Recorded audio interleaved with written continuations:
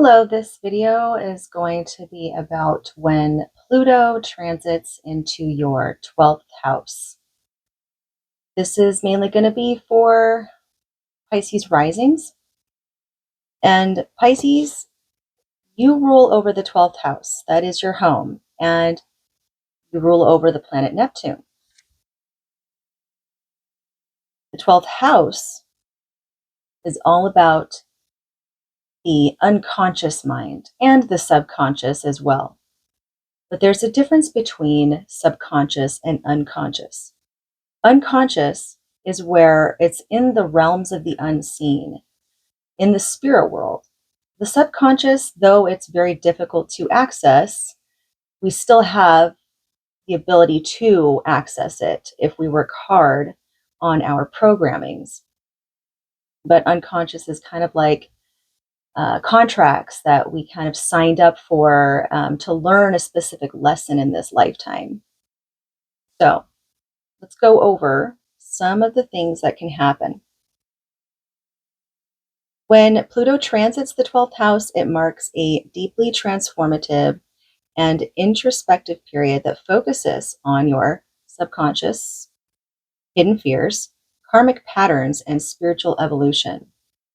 The 12th house governs the unseen, the subconscious mind, unconscious mind, isolation, dreams, spirituality, and the dissolution of boundaries. Because Pisces, we're not very good at keeping up boundaries, but it's because you love unconditionally. But there's definitely the light and dark of that. That's what you're really going to be tested on throughout this process.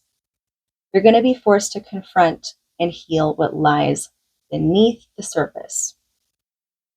Some of the key themes: uncovering the subconscious. This transit brings buried emotions and memories and patterns to the surface, especially those tied to your past experiences and traumas. Pluto encourages you to face your shadow self. Dreams, intuition, and synchronicities may become powerful tools for your self-discovery. Releasing karmic baggage. Since the 12th house represents the end of a cycle, it is the last house on the wheel. It is kind of like it's the last house before you go to the spirit realms. You have your first house, which is representing your birth, when you are birthed into existence.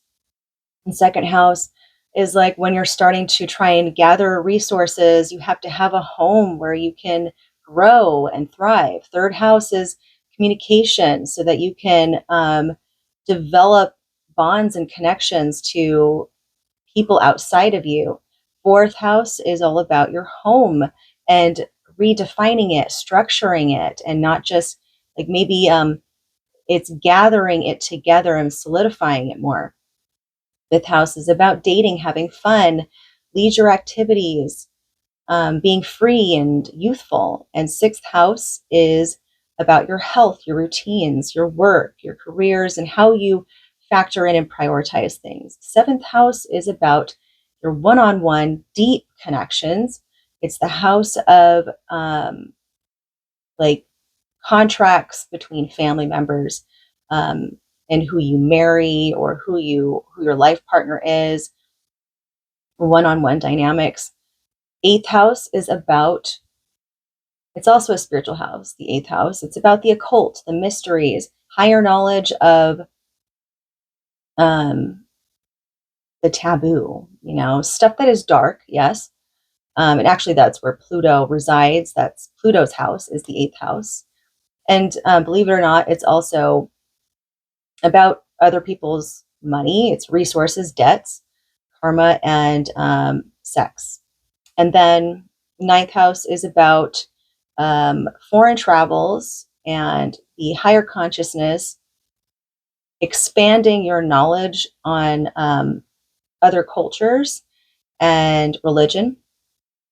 10th house is your house of career, and that governs like your your legacy of what you leave, like in work and what you do professionally, your destined purpose.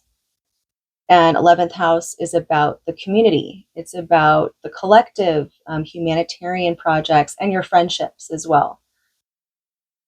And then 12th house is at the end. And it's kind of like you go through all the houses throughout your life at different phases, and you're constantly experiencing them over and over again as the transits happen. But the point I'm trying to get to, even though I kind of just ranted on there, the main point I want to make is that the 12th house is the completion.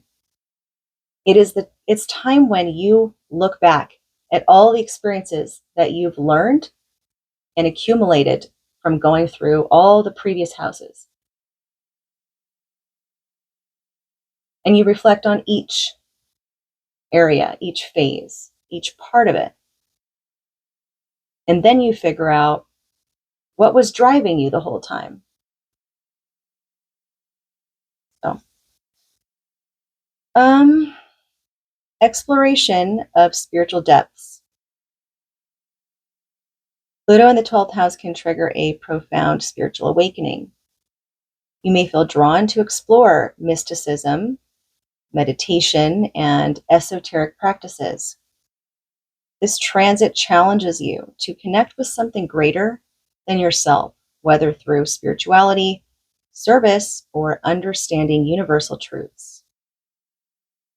Periods of solitude or isolation. The 12th house governs isolation, and Pluto can sometimes bring periods where you want to retreat from the outer world and just focus on your inner self. This might be self-imposed, like just a desire to be in solitude, or it can be circumstantial, like hospital stays or time in secluded environments. While these periods can feel challenging, they are necessary because they provide opportunities for profound growth and self-understanding. Then confronting fears and addictions. Deep-seated fears, phobias, or self-sabotaging behaviors may surface. Pluto demands that you address these issues to reclaim your power. So that's another thing that I forgot to mention is the 12th house is also the house of self-undoing. It is the house of addictions because a lot of times addictions and self-sabotaging behaviors are driven by our subconscious mind or our unconscious. Because when we get into bad things, no one would willingly say, oh yeah, I knew all the bad stuff that could come with doing drugs, but I chose to do it anyway.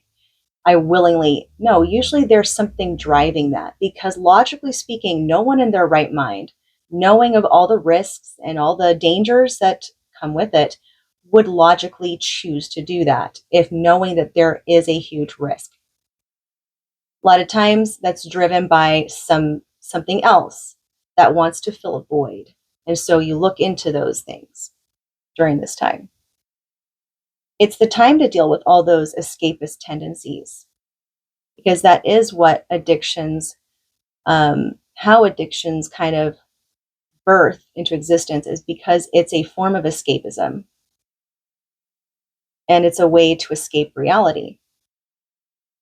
Heightened intuition and psychic abilities. Your connection to the unseen realms will definitely intensify because Pluto is the planet that is not afraid to go into the void. Pluto is ruled by Hades, the god of the underworld. He lives there, right? That's his home. And so being more connected to the unseen realms is definitely possible. It's not to make you feel scared or, fearful, but that sometimes helps you to go deeper into yourself.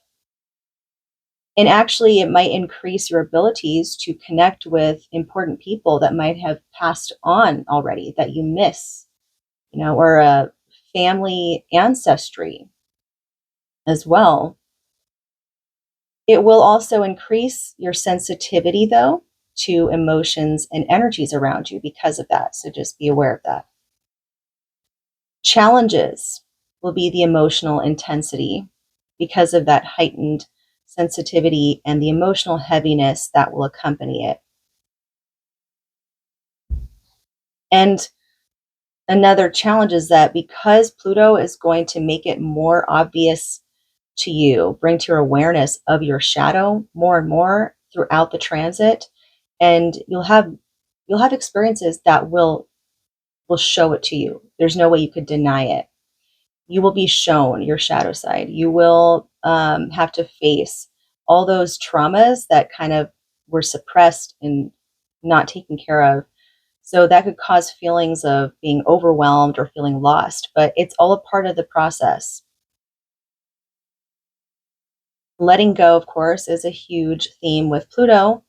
Pluto is the one that applies the pressure to you on certain areas to where it gets so heavy to a point where you cannot keep the facade, I guess, anymore. So it's like you mask all of your issues or problems that you have, but it will get so intense to a point where you cannot continue to go on just ignoring them. And by allowing yourself to just surrender because you're worn out, it will help you to start letting it go and to release it.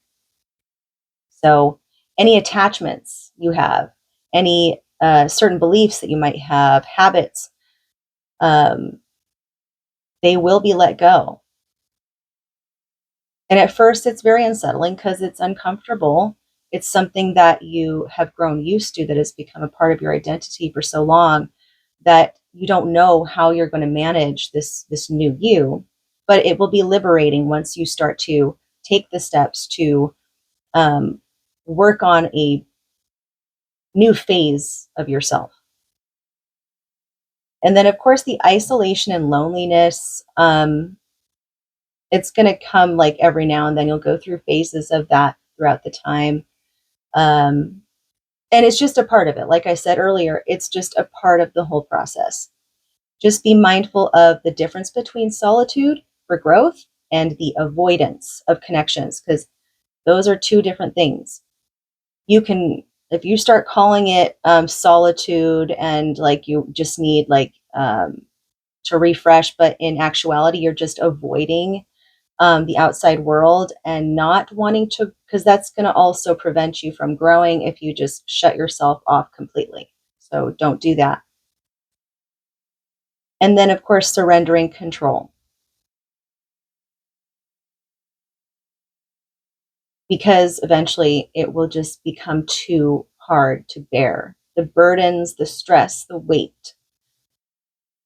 You will get this feeling of exhaustion where you just have to surrender and let it go. And it will feel very vulnerable, make you feel very, very vulnerable. And it might make you feel powerless, but it's teaching you the importance of just learning to trust in the universe. And then the rewards that come with that is that you get deep healing. You get some deep healing in your emotional and psychological existence. By facing your fears and vulnerabilities, you gain clarity and strength. You'll have a very deep spiritual awakening, understanding more to what life's mysteries mean to you personally and what your personal truths are. Renewal of yourself, just shedding all the old baggage, your old self, letting it go and being okay with letting your old self die because you want to bring the new you in. And then increased compassion and empathy, the unconditional love aspect that Pisces is known for. That is what Pisces represents. Unconditional love, universal love. You'll have a strong desire to help others, especially through spiritual or humanitarian efforts. Heightened intuition and your psychic abilities can become very powerful tools after you go through this transit, and then you have that skill for the next phase in life, the next transit that happen. That, when Pluto goes into Pisces, I think that's going to be in 2045 or something, I think. But you'll have a new skill set that's very, very beneficial for you to handle the next stage. So just embrace the solitude by um, doing a lot of self-reflection, which journaling helps. Journaling really helps with like introspection and meditation, spiritual retreats. Like, go to like a weekend spiritual retreat that you can heal your mind, body, and soul. And then engage in therapy or healing work, because Pluto's going to uncover some pretty deep-seated emotional wounds during this time. Not throughout the entire process, but mainly just when Pluto gets to the degrees that your degree of Pisces is at, or your degree of Aquarius is at. So yeah, that's a way you can tell when the most potent time of the transit will happen for you, is when it comes close an orb, like I think within a 5 or 3 degree orb to the degree of where you have Aquarius in your chart. Practice mindfulness, staying present, and grounded. Doing grounding exercises really help. Surrendering to the process, explore spiritual practices. Getting more into astrology actually might be very helpful for you too. And serve others. Yeah. Serve others, because that is the house of service and self-sacrifice. There's a quote that I came across recently. I don't know who it was from, but I had to write it down, and I'm just going to read it really quick. If you don't learn to be fluid in your thinking and don't know the difference between a logical truth and an emotional, relational truth based on perception, your life will be complex and chaotic, all the while thinking that this is just life, but was actually caused by you. This quote hits because it speaks of our unconsciousness, when we live unconsciously. And that is coming from the 12th house. Our patterns. What do we actually believe in? When we were first birthed into this world through the first house of self, and we came out saying, I am, right? Because that's the house of Aries, I am. What was the first thing we learned about the world in our childhood? What do you hold in your 4th house of home? Did you have parents that were there? Did they show you love? Did you have both or just one? Did you lose one early on? What experiences in your childhood, when you were still living in your subconscious from birth to like 4 years old or 5, what did those experiences teach you about what the world is and what life is always about? Did you get this programming that nothing lasts forever and life is chaos? Did you get the programming that life is nothing but struggle? Families aren't forever.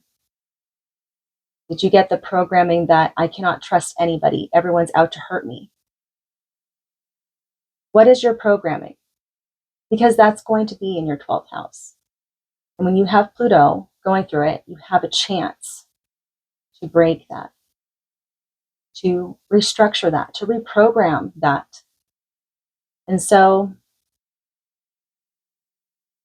it's a tough journey, but you can definitely get through that journey with success. And you have about 20 years to do it. So it's a long time. It's going to be baby steps. And I believe you can get there. But that's what I have for you. I hope you liked it. And I wish you all the luck during this Pluto transit.